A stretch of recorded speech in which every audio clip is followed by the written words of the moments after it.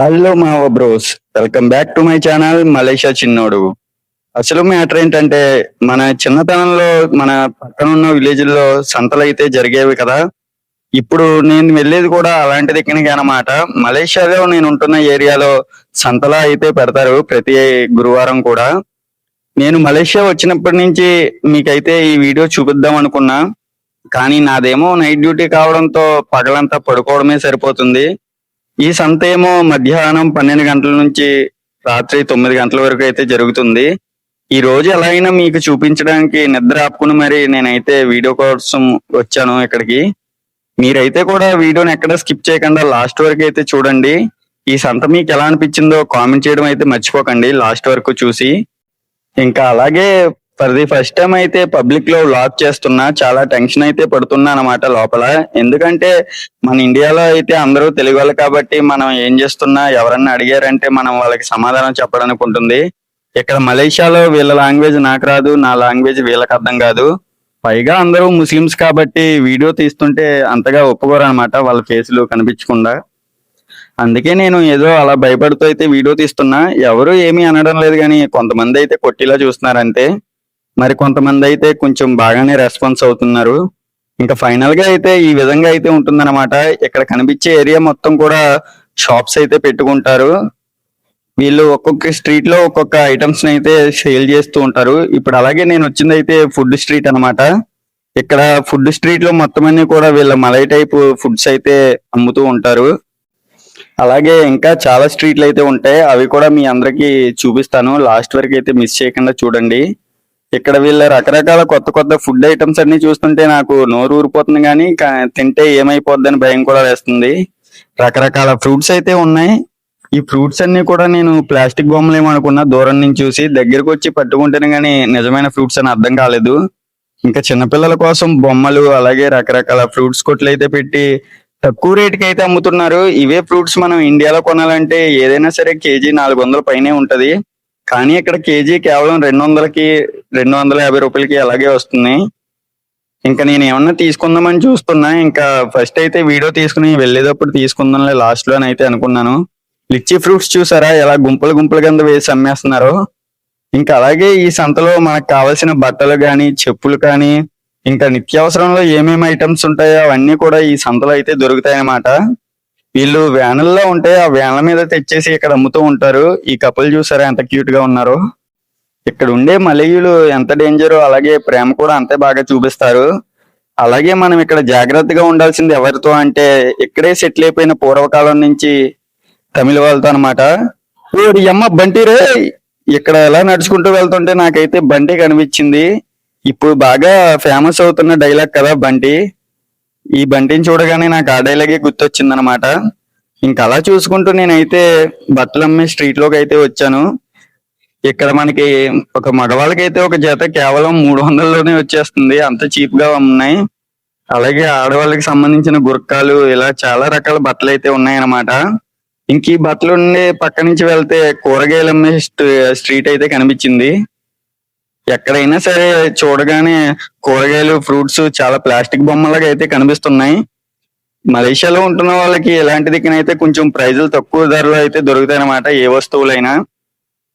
ఇక్కడ ఉండే super market లోని షాపింగ్ మాల్స్ లోని కంటే ఇక్కడ రేట్లు కొంచెం తక్కువగా ఉంటాయని అయితే చెప్పవచ్చు. అలాగే ఫ్రెష్ కూరగాయలు అన్ని కూడా దొరుకుతాయి అన్నమాట. ఎందుకంటే మలేషియాలో ఎప్పుడూ కూడా నీళ్లు వాతావరణం ఎక్కువగా చల్లగా ఉంటుంది. కూరగాయలన్నీ కూడా చాలా బాగా పండుతాయి అన్నమాట. ఇక్కడ చిన్నప్పుడు చూసిన ఎండు చేపలు అలాంటివన్నీ కూడా ఈ సంతలో పెట్టి అయితే అమ్మడం జరుగుతుంది. కోడిగుడ్డులో కూడా ఇన్ని రకాలు ఉంటాయా అని ఇక్కడ చూసాకనే నాకు అర్థమైంది. ఇంకెందుకులే మనం కూరగాయలు తీసుకోం కదా అని అయితే వెనక్కి వెళ్ళిపోతున్నా.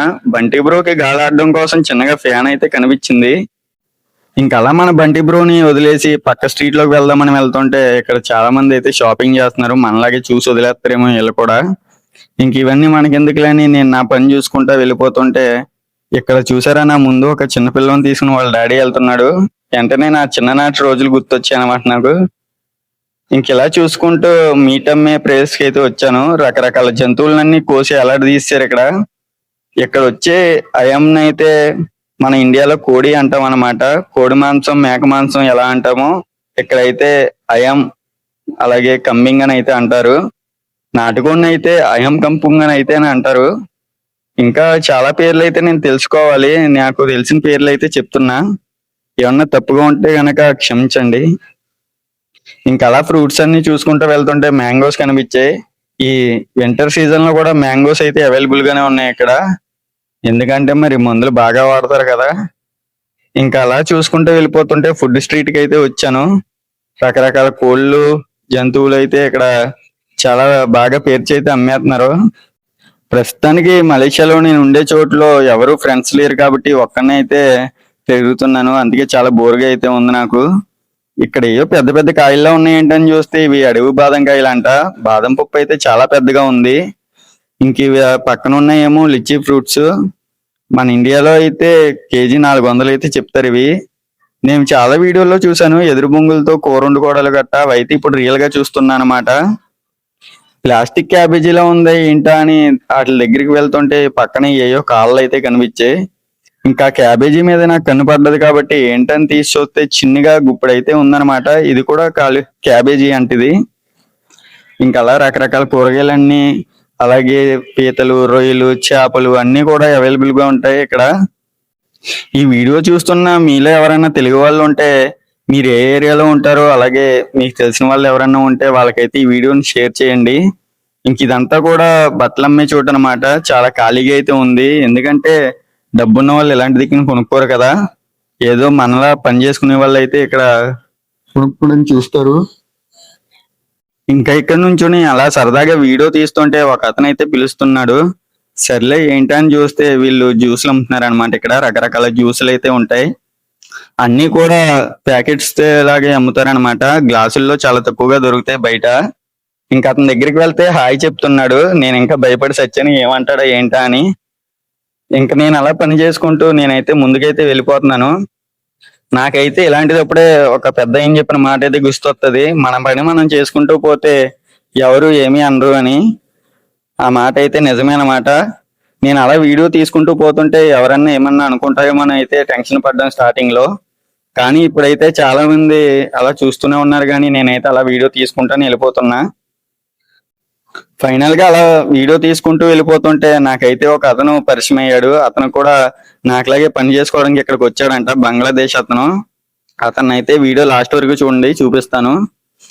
నేను అలా వీడియో తీసుకుంటూ వెళ్తుంటే ఏంటి వీడియో తీస్తున్నావు అని అయితే అడిగాడు. ఇలా యూట్యూబ్ లో పెట్టడానికి అయితే వీడియో తీస్తున్నా అని చెప్పా. ఇతనే అనమాట బ్రో. అయితే ఇతను వచ్చేసి బంగ్లాదేశ్.